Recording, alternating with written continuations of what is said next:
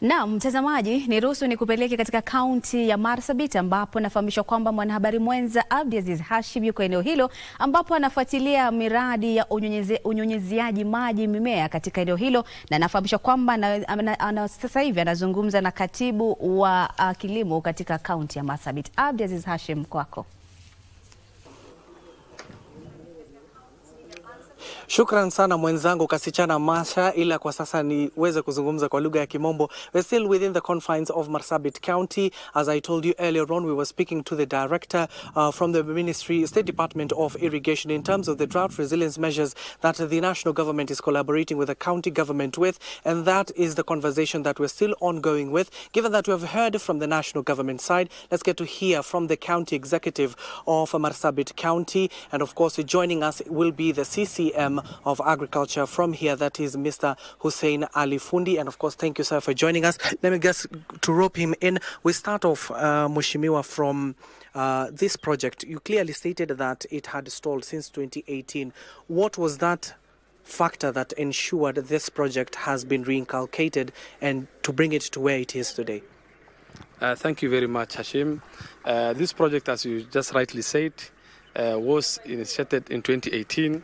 The agreement that was signed between the government of Germany and the government of Kenya was in 2018, but it has taken a bit of time before we could start the project because of bureaucracies between the two governments and a lot of documentation that required. But now we have been able to finalize that, and we are now starting the project. We have actually been able to start the first phase projects for annual investment plan 1, and we are in the process of now implementing the first programs. Mm-hmm. And some of the benefits that we do expect the people of Marsabit County will be benefiting of this project. What are those key benefits the people of Marsabit will get?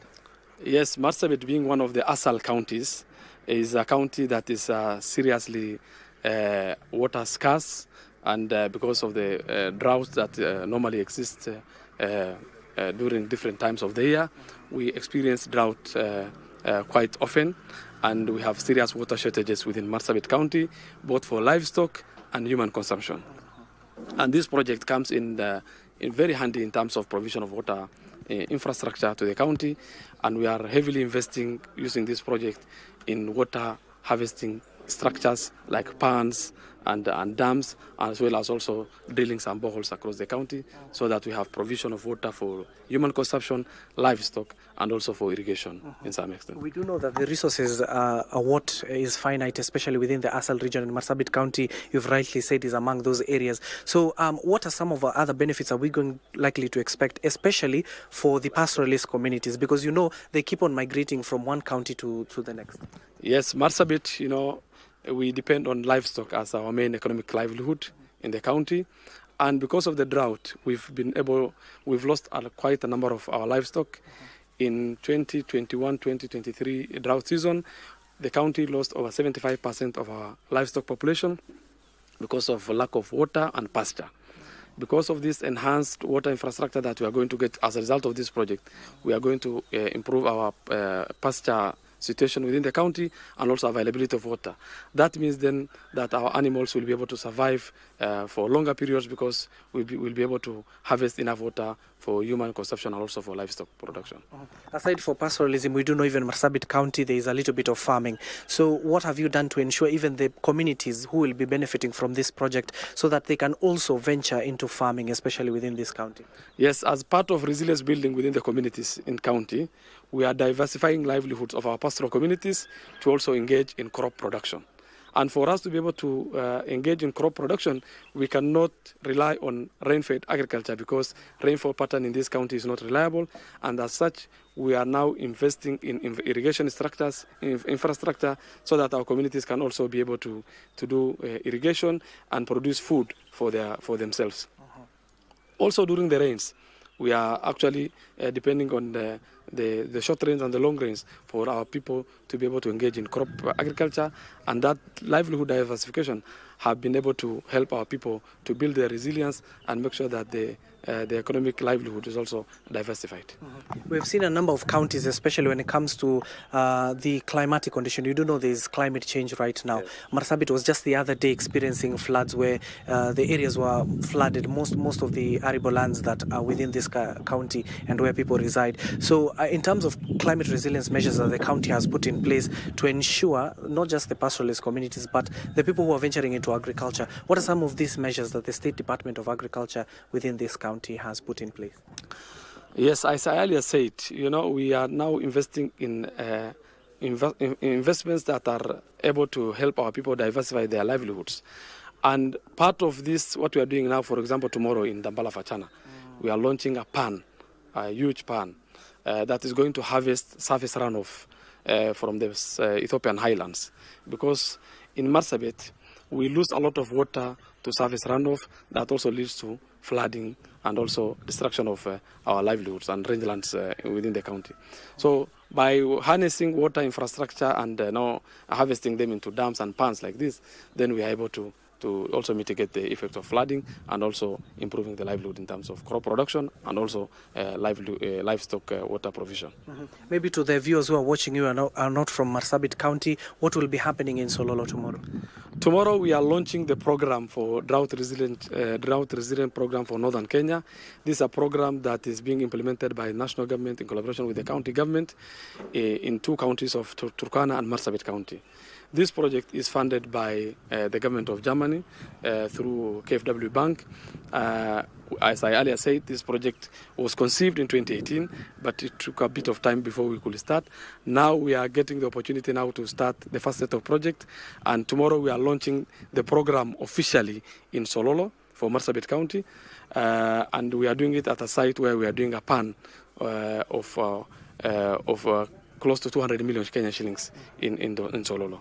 So the PS for irrigation, Fentas Kumodo, together with our governor, His Excellency the Governor Mahmoud, will be there, and the county leadership will be there to be able to preside over that function. Yes. Maybe as you wind up this conversation, the relationship between the national and the county government is very integral to see some of these developments going on, especially when it comes to devolution. Would you say that the advent of devolution has aided counties like Marsabit to get what they are getting this time around? Yes, Marsabit, you all know, during successive governments have been able to be marginalized and remain behind in terms of development.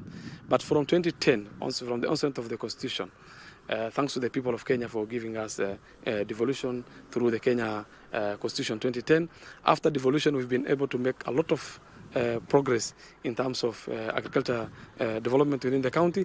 And also, you could hardly get this kind of infrastructure coming to Marsabit County before devolution. But now, after devolution, we are able to get massive investments within the county and been able to improve the livelihood of our people. And the relationship between the national and county government, especially for our county, Marsabit, the departments that we work with, the Department of Agriculture, Livestock Development, and also Department of Water, the Ministry of Water and Irrigation, we've been able to work very closely with and been able to implement programs together seamlessly. Maybe finally, Waziri, you do know that the country was just out of the other day the worst drought we have ever experienced in the country, and especially here in Marsabit, people bore the greatest brunt, given that this is an ASAL region. So finally, now the rains are no more. So we're entering into a dry spell. So is the county prepared to at least ensure the locals have water and enough food? As I earlier said, yes, during the successive drought season, we've lost quite a number of our livestock, and our people were affected to a great extent. And as a result of that, we, as a county government, together with development partners and national government, we've been able to invest in water harvesting structures across the county, in all the wards within the county, and therefore at least we are in a better situation than we were during the last drought, and hopefully we will not be able to lose as the livestock as we lost during the last drought season. And also above that, over and above that, we've been able to encourage our people to uptake livestock insurance as a way of covering themselves against advent of drought, and quite a number of our farmers, more than 6,000 farmers within Marsabit County, livestock keepers, have been able to insure their livestock against drought. And of course, I wanted to ask you that question, CC, because a number of leaders, not just you, including other leaders from the northern region, you have been advocating to have a Kenya Meat Commission around this northern part so that it can ensure the pastoralists at least can sell their cows and their camels and get adequate money, but they can revive them back once the weather is okay. So is that something that the county is also considering? Yes, our focus is livestock production for market purpose. That's why last month we were able to launch a feedlot in Walda, in Sololo sub-county, where we are now producing and finishing animals for export market and also for local consumption. We have a regional abattoir that is coming up in Isiolo. That's where we are targeting for to process our animals and export to outside market and also the Kenyan market for local consumption. And we are encouraging our people because they have been keeping livestock for just prestige. We are encouraging our people to keep livestock for commercialization purpose to make sense out of our pastoralism. Yes. Because you said what you'll be launching in Sololo, some of the feeding programs you'll have, especially within this devolved area. But we have seen some of the issues that are born of contention is when community clash, it's because of resources. So has the Department of Agriculture, in conjunction with the county government of Marsabit, ensured that there are enough grazing areas so that we don't witness inter-community clashes with your neighbors? Yes, part of the reason why we are in this kind of infrastructure and also in terms of pasture production within all the wards is to also minimize the community conflict, because conflict usually arises because of resources, and resources for pastoral communities, as you all know, is just over water or pasture. And we have enough water infrastructure within the county that is able to handle water for our communities and also drill enough boreholes within the county so that our communities are self-sufficient in terms of water availability within the county. Then the conflict is also minimized. We also now are investing in a lot of pasture production across the county so that our communities also get resources, so that now the conflicts as a result of these resources are also minimized. And of course, finally, as we wind up, I know I've extended a little bit, but we're talking about some of the irrigations. You know, the national government led by President William Ruto is talking about expanding the irrigation schemes within the country. So would you say that as Marsabit County, you'll be having soon an irrigation scheme, or if one, how is it operational now?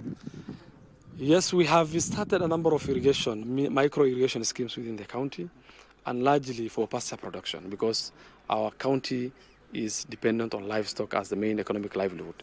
And we are doing a number of them in Northern Sub-County, in Moyale Sub-County, a number of micro irrigation scheme that is producing pasture and bulking the pasture for drought season. And that is actually how we are able to build resilience of our communities against drought. But we are also now starting to do irrigation for crop production, because we also have to produce our own food for local consumption within the county. Maybe a final remarks to Yes, I think Marsabit County is a county to watch, because we have enough opportunities for investment within the county. And we have 75,000 square kilometers of land to be able to produce. With only availability of water, then we can be able to feed them. So it's important that even national government partners and county government take this opportunity to make sure that this huge land of mass that we have within the county is put to productive use, so that our communities and as a country we become self-sufficient.